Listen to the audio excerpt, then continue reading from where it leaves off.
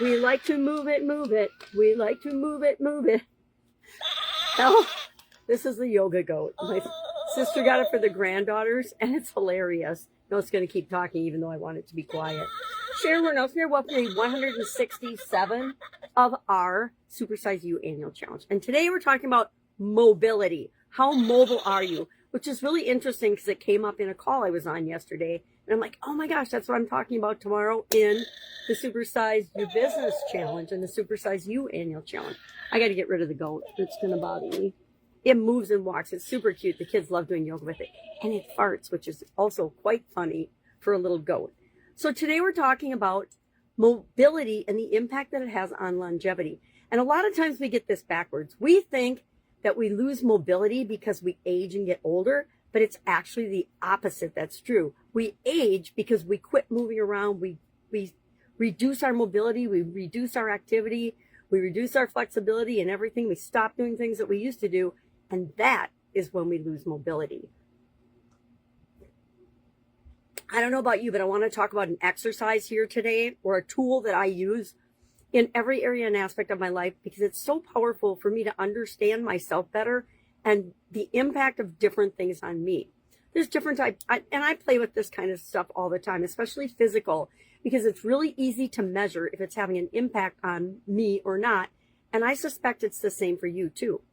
It's why I challenge you to do little, can you touch your toe exercises and things like that, because I know that I need to be reminded to do those things too.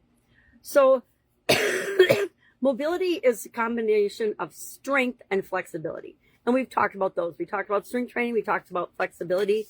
And how do we go about doing that? Well, we stretch and we do little range of motion exercises every day. And what I like about them is they're so simple, we can do them while we're doing other activities. I do them a lot when I am cooking, or when I'm heating up my cup of coffee, or when I'm doing anything in the kitchen. Why? Because I want to be flexible in the kitchen and everywhere. But because it's time where I find myself waiting for something to cook, waiting for something to microwave, waiting for something to boil, like the water for the pasta. And so it's an easy way to do stretches. It's an easy way to twist your back and flex your neck and do some range of motion exercises with your neck. And people watching this are probably like, what in the heck is she doing? I'm just demonstrating. I am arthritis prone, so I do a lot of hand flexibility exercises and hand stretching for mobility. And I find if I don't do them, if I'm not stretching and using my hands, sometimes they're just like frozen up. Like right now, I kind of have a frozen shoulder, and it's because it's raining and terrible out, but it's also because I have not been doing my range of motion and mobility type exercises. So just like you, I'm challenging myself today to spend at least 10 minutes doing, twists and turns and turning my neck and back and forth and around. And you can just Google to find different exercises. I'm not going to prescribe any exercises for you. Not a physical therapist, not a doctor. Don't play one on the internet or anywhere else. I just sometimes dole out advice because I know I need to take it too. So today, our first action item, because we're going to have two today, is I'm feeling like doubling things up and really doubling down on things this month. I don't know why. Probably because I usually lead the year with physical health and well-being. And this year it's already June and I'm just really focusing on it now. And I have noticed when I don't lead with it, certain things that I normally do fall by the wayside because I'm emphasizing and focusing on other things. And I want to make sure that we really understand that physically, if we do not have our physical health, we don't have anything. Nothing will stop you faster in your tracks from living your life than, dying. That would do it. That's pretty fast. But having a health challenge or a health problem or an injury or pain, those are just things that will get your immediate attention, as they should, because if we're feeling pain, guess what? Something wrong. It's a signal that we need to look inside and figure out what the heck's going on, or go to the doctor, or, get that ankle looked at. I need to get my left knee looked at. I know it. I've had challenges with my left knee for several years now, and it comes and goes with the weather. It comes and goes with the humidity. It comes and goes with the barometric pressure. It comes and goes. And so I focus on the time when it's fine, and then I just ignore and minimize the times when it doesn't feel so good. And I just change my activities accordingly. And that's what we all have to do. We have to figure ourselves out. I always say, treat yourself like your own science experiment, because only you can figure out what works for you. So what is our second action item today? I want to talk about one of my favorite exercises, and I think tying it with longevity is the perfect place to put it. That is the infamous lifeline exercise. This is my lifeline. I started using this one in, I think, 2020. Yeah, 2021 as part of the Get Up and Go every other month during COVID and the whole next year because it was still dragging out. I did a 30 plus day, which means 31 day challenge to help us keep moving forward. I call it Get Up and Go because I needed to get up and go and keep moving in a time when there was so much uncertainty and so much craziness. I think we were pretty certain we were going to be stuck at home way longer than we had ever anticipated. And so some of us were stuck for a little bit. And then some of us said, wait a minute, I might be home, but that means I can do all the things I've wanted to do at home for the last decade that I haven't gotten to. And I can still show up online and I can do the things that I want to do to help keep moving myself forward and everybody else who wants to come along with me.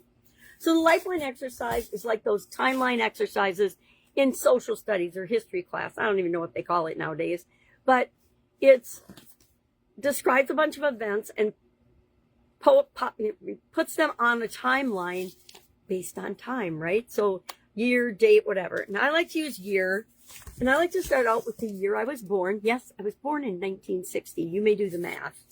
And then I like to make sure that we're continuing on. I haven't added 2026 and beyond yet, but I should do that. I'm going to do that right now so I do not forget, because I'm not checking out in 2026. I don't know about you. And you'll notice I did not make this timeline backwards because I did not make this timeline to share online. I made it for me because I was doing some self-reflection and I'm like, okay, well, I know that when I have a physical challenge, it really impacts other areas and aspects of my life. And so what I wanted to do was create a graph. And I actually have a giant one of these. It's 3x5, not 3x5. It's a 3-fold bifold presentation board so that I can graph all of the different areas and aspects of the life framework against each of these main milestone events. You get to decide what's a milestone event for you or not. Birth of my children, of course. Sudden cardiac arrest, of course, it's on there. Getting jobs, losing jobs, getting fired, buying and selling companies, all kinds of things are on mine. All kinds of things will be on yours. And you can decide how detailed or how not detailed you want to go. Here's a hint of what I've done over the years, because I've been doing this literally for decades, but I didn't formalize it and start sharing it until the pandemic. And what I do is I like to look at it, and when something comes up to me, if it impacts more than one area or aspect of my life, or if it's gotten my attention, it goes on the timeline, because it's obviously something that I either need to bring up and look at and say, okay, yeah, that totally happened, but what are my feelings and my emotions and my reactions to that now? Because guess what? If it happened when I was 8, does it really matter? Does it really impact me? If it's impacting me, I want to shut that down and stop that from having an impact on me at however old I am, if you did the math. I like to joke about my age because I don't have any age hang-ups at all. I don't feel any older than 23 to 25. I think that's where I stopped growing maturity level. I learned a lot since then, but I think that that's the age. And I think we all have an age that we sort of feel like inside. Now, some days I feel 100, depending on the weather and the aches and pains in my body. But for the most part, 23, I would say I was old enough to know better, but young enough to still have fun. And I'm all about having fun again these days. All right. So what are we doing? We're going to do our lifeline. If you've been with me a while, I guarantee you've already started it, or I sure hope you have. And if you're new, I'm going to tell you, there are a few things that I share every single month and every year that are so valuable. Hint, hint, do them.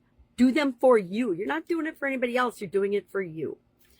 It's like sharing that I draw these cards every day. Why do I do that? Because it makes me feel good. It makes me smile. It gives me something positive to focus on and think about for the day in case something happens that doesn't feel so great. Does anything ever happen to you during your day that doesn't feel so great? Hello, we're human, right? All right, that is all I've got today. So I'm not going to do reflective questions. Share in the comments below a mobility exercise that you're going to do today. I'm going to do work on my knee. When I was writing this, I forgot about knee till after the fact. And then I'm like, oh, my knee kind of hurts because I went on a walk. And usually when I go on a walk, and I'm going to stop thinking this, sometimes and it wasn't even the walk. So I'm going to stop blaming the walk right now. That's what keeps me moving and mobile. It was in the kitchen. I just turned and tweaked some way funny, and it went, which is never a good sign in our bodies, at least not in my estimation. All right. If I can help in any way, ask. Otherwise, have an awesome day, and I'll, of course, be with you tomorrow. Bye.